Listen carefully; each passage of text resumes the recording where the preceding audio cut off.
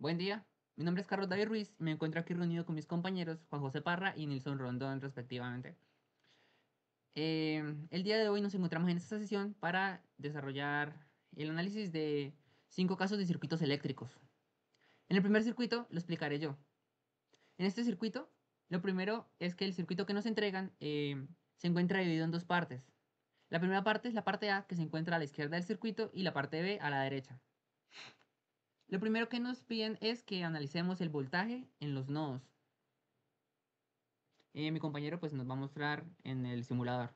Y acá podemos ver los valores que toma B1, B2, B3, B4 y B5, que son los mismos que podemos evidenciar en las diapositivas, respectivamente. A continuación, se nos pide que hallemos el equivalente de Thevenin de solo el circuito A, que es el de la izquierda. Estos son los valores que encontramos, pero a continuación vamos a ver su proceso. Para esto, lo primero que hicimos fue desarrollarlo por el método de nodos. Y obtuvimos los valores de B1, B2 y B Thevenin. Menos 3 voltios, 12 voltios y 10 voltios.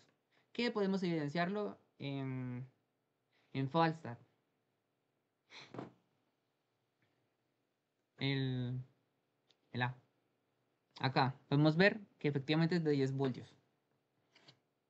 Y a continuación se nos pide que reemplacemos el circuito A en el circuito completo y conectemos el circuito equivalente de Thevenin.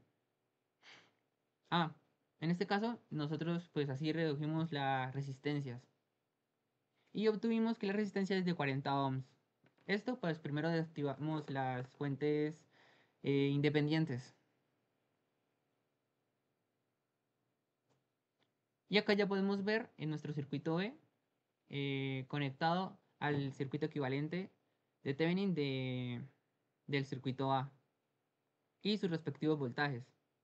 Y acá comparamos los voltajes que obtuvimos en los nodos cuando está conectado al circuito A y cuando está conectado a su equivalente. Y podemos ver que estos varían. Bueno, ahora les voy a explicar cómo resolvimos el segundo circuito. Para este circuito nos piden que utilicemos el método de superposición, el cual nos dice que encendiendo todas las fuentes independientes una por una y apagando las demás, podemos hallar partes del valor real de I, que, el cual se obtiene sumando los resultados de cada fuente independiente que se enciende. El primero, encendemos la fuente independiente, la primera fuente independiente y apagamos las demás. Para esto nos da un circuito, el cual lo resolvimos por métodos de nodos y nos dio que el valor de I es igual a 2 miliamperes. Para el segundo valor de I, encendemos la segunda fuente independiente y apagamos a las demás. Para este nuevo circuito utilizamos el método de mallas, que nos convenía más para resolverlo más rápido. Para este circuito nos bota que el valor de I es igual a menos 500 microamperes. Y para el tercer valor encendemos la tercera fuente independiente, el cual también lo hicimos por método de mallas para hallar el valor de I, el cual nos dio que es igual a 2 miliamperes. Al sumar los tres valores, nos da el valor real de I en el circuito principal, el cual es 3,5 miliamperes.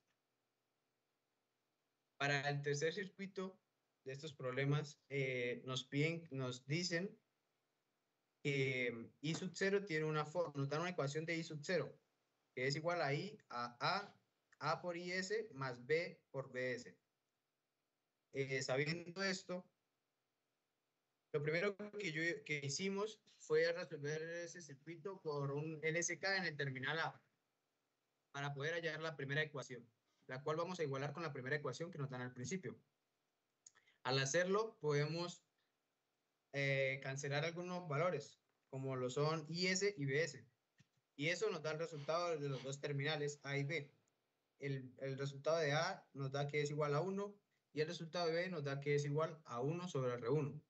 Pero como tenemos dos variables, R1 y B, entonces primero procedemos a hallar R1 reemplazando los valores en la primera ecuación, lo cual nos da que R1 es igual a 75 ohmios y volviendo a reemplazar en la ecuación de B, nos da que B es igual a 0,013. A partir de aquí vamos a hacer una pequeña intermisión porque mi compañero Nilson Rondón ha tenido que retirarse, pero él ya eh, dijo su parte. Entonces mi compañero Juan Parra continuará con la suya. Para este cortocircuito nos piden la corriente que pasa por I, por acá por este lado del circuito, que se ha medido con valores diferentes para R, los cuales los valores diferentes para R son 5000 ohmios, 500 ohmios y 0 ohmios. Haciendo nuestros cálculos concluimos que el valor consistente para nuestro circuito es cuando R toma el valor de 500 ohmios. Resolvimos esto por método de mallas y nos dan las diferentes corrientes para cada malla. Para la malla 1 nos da una corriente de 6,0 miliamperes y así para nuestras mallas 2 y 3. Y ahora podemos ver en nuestro simulador Falstad que nuestro circuito es consistente. Podemos ver que acá está la resistencia de 500 ohmios, que pasa una corriente de 6,034 miliamperes y nuestro circuito efectivamente es consistente. A continuación, mi compañero Carlos va a continuar con nuestro último problema. El quinto circuito. Cuando nos presentaron nuestro circuito, se nos generó la duda de si íbamos a tener que realizar este circuito 10 veces para cada valor de ohm de que tome la resistencia de R sub 0. Sin embargo, viéndolo a detalle, eh, vimos que lo que nos pide el circuito, que sería encontrar I sub 0 y B sub 0, estos son respectivamente la corriente de Norton y el voltaje de Thevenin. Entonces podemos analizar todos estos datos directamente en la resistencia, ya sea encontrando Norton o Thevenin. En este caso nos decantamos por encontrar Norton y podemos verlo a continuación. Para esto lo primero que hicimos fue las fuentes independientes de corriente las cortamos y las fuentes independientes de voltaje les creamos un corto. Podemos evidenciarlo acá directamente. Sí, acá está el corte y acá completamos el cable y desarrollamos la respectiva reducción de resistencias, con lo cual obtuvimos que la resistencia de Norton es igual a 30 ohms. ¿Qué hice después? Después creamos un corto en la resistencia donde queremos encontrar, que sería entre el punto A y el punto B. A continuación, desarrollamos método de mallas y obtuvimos las ecuaciones que serían estas de aquí, y esto nos dio los valores de I1, que sería 0,96 amperios, I2 es 2,04 amperios, e I sub 0 es 6,4 amperios, que es la corriente que nos interesa, que sería respectivamente la corriente de Norton. Entonces ya tenemos el valor cuando no se encuentra la resistencia y podemos a continuación eh, evidenciarlo en el equivalente de Norton de del circuito completo que encontramos aquí a la derecha. La corriente de 6,4 amperios, que sería esta de aquí, y la resistencia de 30 ohms, que sería esta de acá, que se encuentran en paralelo con la resistencia que queremos encontrar, que sería R sub 0. Para esto, ¿qué fue lo que yo hice?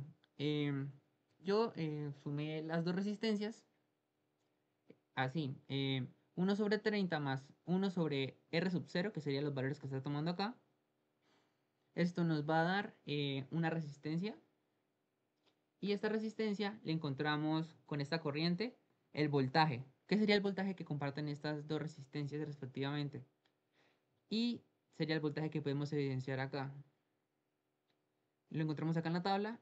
Y luego que tenemos ese voltaje, podemos encontrar la corriente que pasa por R sub 0. ¿Qué serían los valores que está tomando la corriente en este caso cuando cambiamos las resistencias?